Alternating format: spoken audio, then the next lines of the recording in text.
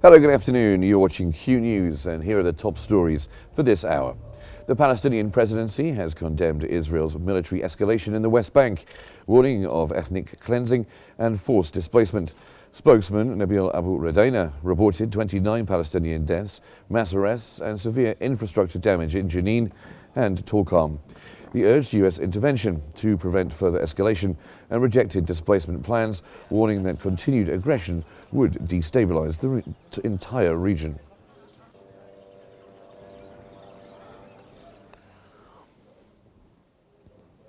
The Palestinian Health Ministry has reported 70 deaths in the occupied West Bank since the beginning of the year, mostly in Jenin. The victims include 10 children, 1 woman and 2 elderly individuals. Israeli occupation forces forcibly displaced hundreds from Jenin and 9,000 from Tulkarm amid heavy attacks. The assaults, marked by infrastructure destruction and home demolitions, are seen as part of a systematic effort to depopulate refugee camps through forced displacement and military aggression.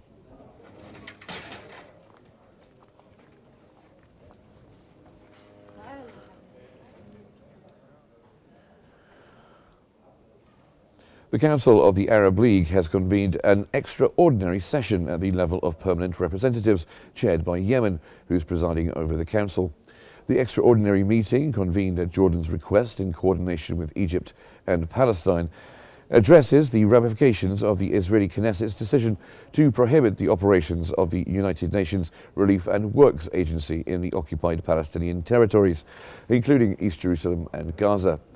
A resolution rejecting these unlawful Israeli actions is expected to be issued by the end of the session.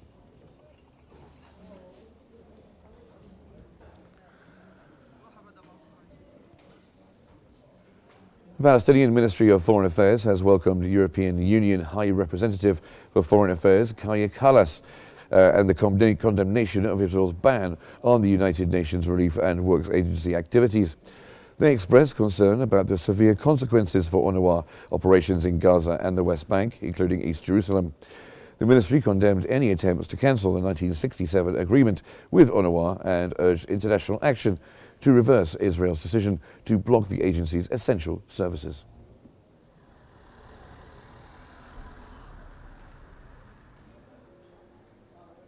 Israeli media has reported that Netanyahu's government seeks to avoid declaring an end to the war while maintaining a long-term ceasefire in the second phase of the deal.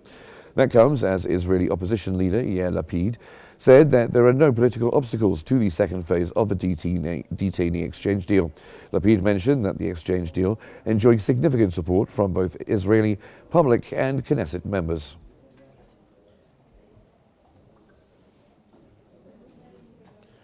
Resigned Israeli Minister of Security Itamar Ben-Gvir has accused Netanyahu's government of violating its stated principles, calling it part of an illegitimate deal. Ben-Gvir criticized Netanyahu for reversing his stance on the Rafah crossing, arguing that the Prime Minister once opposed Palestinian Authority involvement, citing security risks.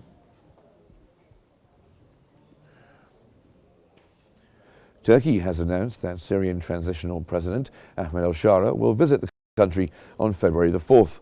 This comes after al-Shara concluded his first foreign visit to Riyadh, where he met with Saudi Crown Prince Mohammed bin Salman and senior officials. The discussions focused on Syria's security, stability, Arab relations and the lifting of sanctions. This visit marked the first international trip since assuming leadership of Syria's transitional government.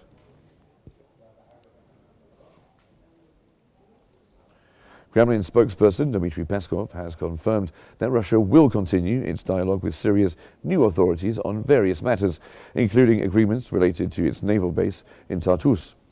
Peskov said that a Russian delegation recently held talks in Damascus and agreed to maintain communication on all issues, emphasizing the importance of continued discussions on the future of Russia's military presence in Syria.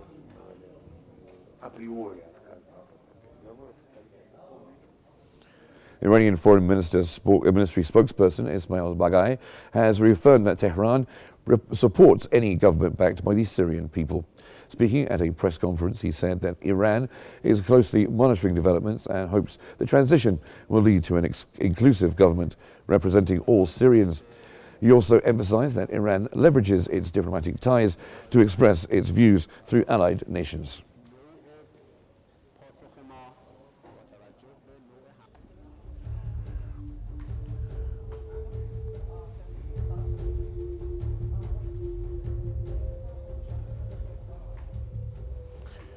And that's all our top stories for this hour, but thank you for watching and stay tuned for more updates here on Q News.